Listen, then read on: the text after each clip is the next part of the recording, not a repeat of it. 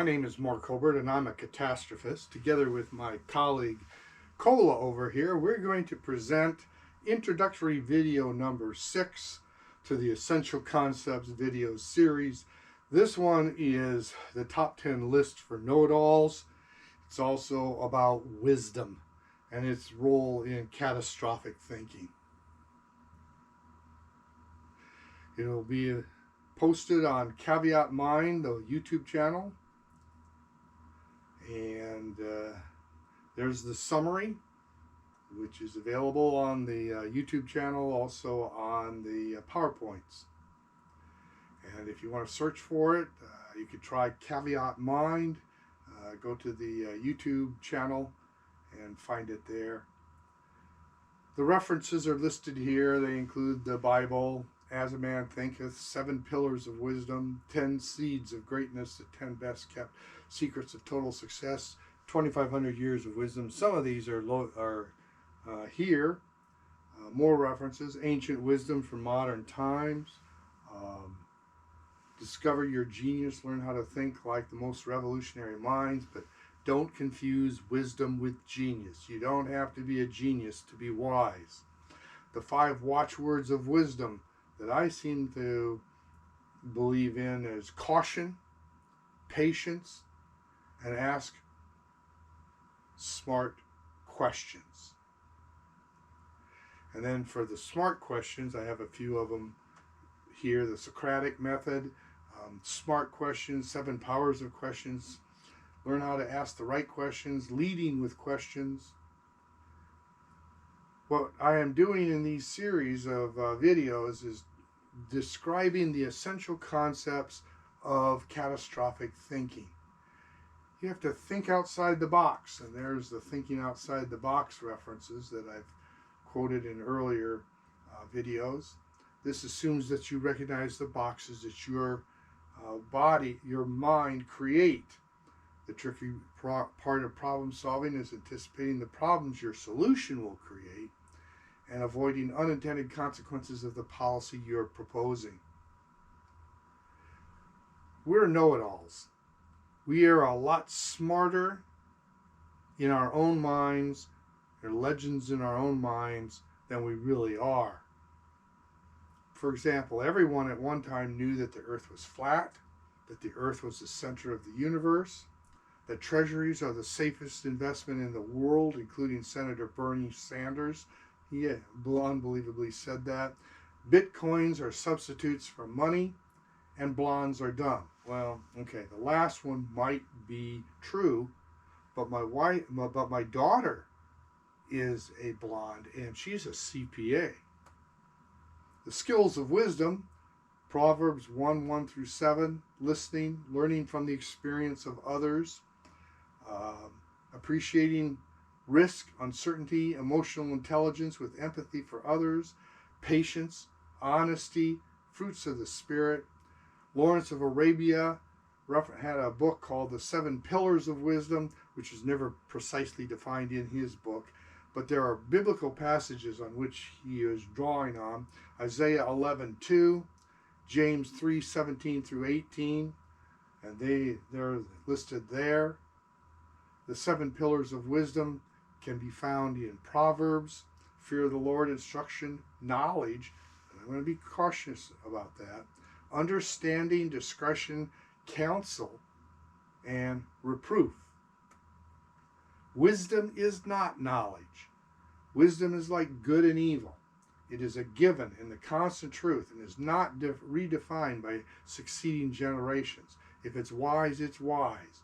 Knowledge is just our best guess as to what is actually true. And note that wisdom can discern between true knowledge and what is not. To some degree, we use science. It's a process by which we test what is true. I have a poster here that's available on the store on my website, Spotting Bad Science. It is a never-ending quest for truth. Truth needs to be tested. It is not suppressed. Contrary opinions are tested. That's science. That's not woke literature. Wisdom. King Solomon asked God for wisdom. which is a good indicator he already had it. Catastrophic thinking is creating policies knowing full well that our knowledge is flawed, and these policies are based on flawed knowledge, our best guess as to what is truth. So anticipate that. In my lifetime, I've been repeatedly shocked by what is factual or truth, and then later turned out not to be. And so I present here my own top 10 list for you know-it-alls. Facts that I believed at one time were true and that now are not are in these column of this top 10 list. Dinosaurs were cold-blooded. They're not. They evolved into warm-blooded animals. Chickens are not dinosaurs. That was pretty much a given when I was a young man. Now chickens are determined to have descended from dinosaurs.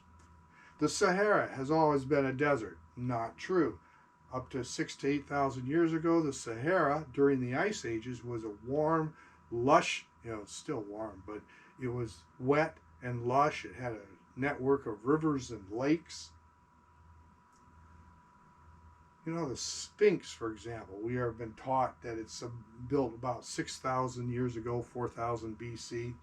That's not.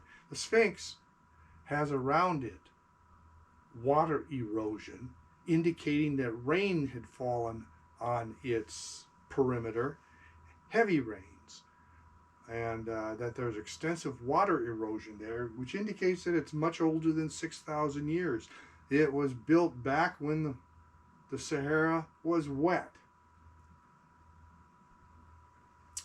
I believe that civilization was 5,000 years old, 5,000 BC or 7,000 years old.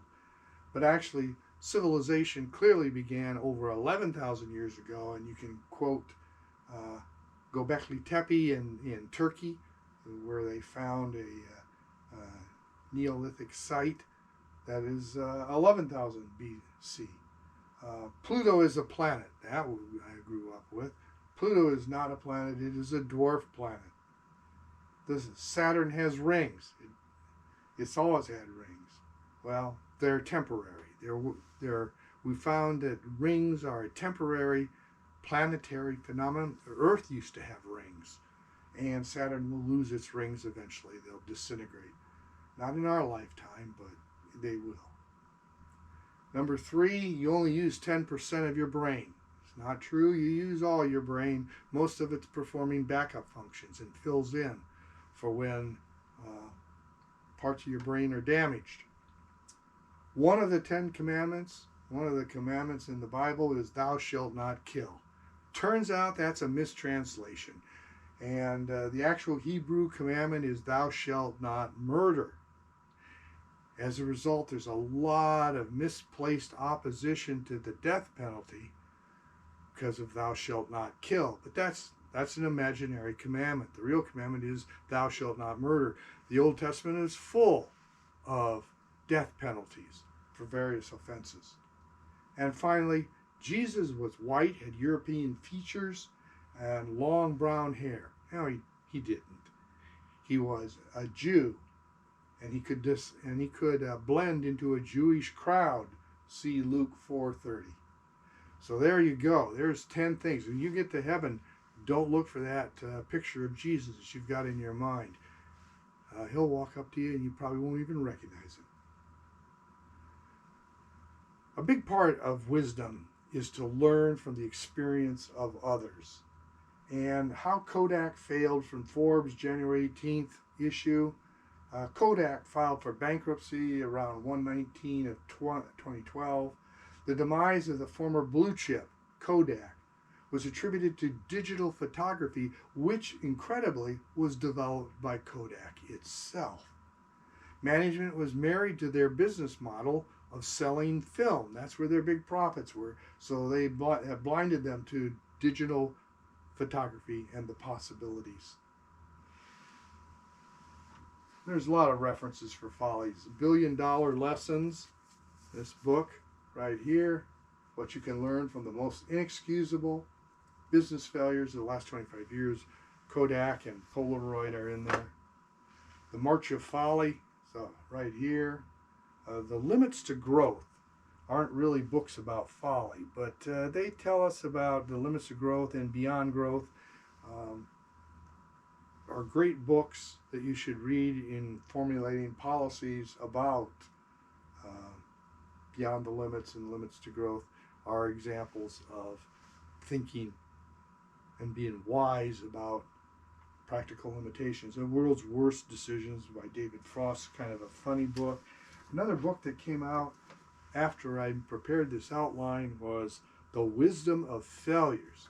This book was actually copyrighted in 2013, worth looking at.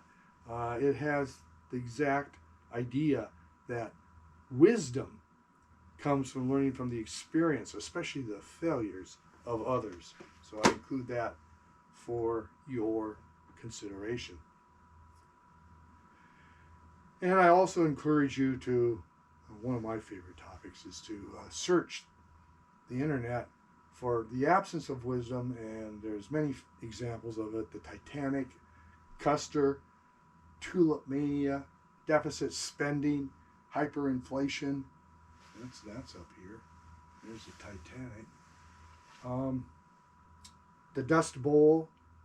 I have another video on the Ocala aquifer that's being depleted. The Donner Party. Critical thinking skills must be used in formulating policies, which we will rely on in a crisis, catastrophe, or cataclysm. We should be pursuing and developing the skills of wisdom. And then I will have an appendix of my key slides included here for you to look at. There's a website, essentialconceptsinc.com, which is under construction. We'll have all of these PowerPoints and videos on that. I encourage you to like, subscribe, comment, and share my efforts. I have copyright and trademark, but I'm encouraging you to use it. Just give credit to me so that more people come to these websites. And then I will conclude every video with a prayer for peace. Thank you.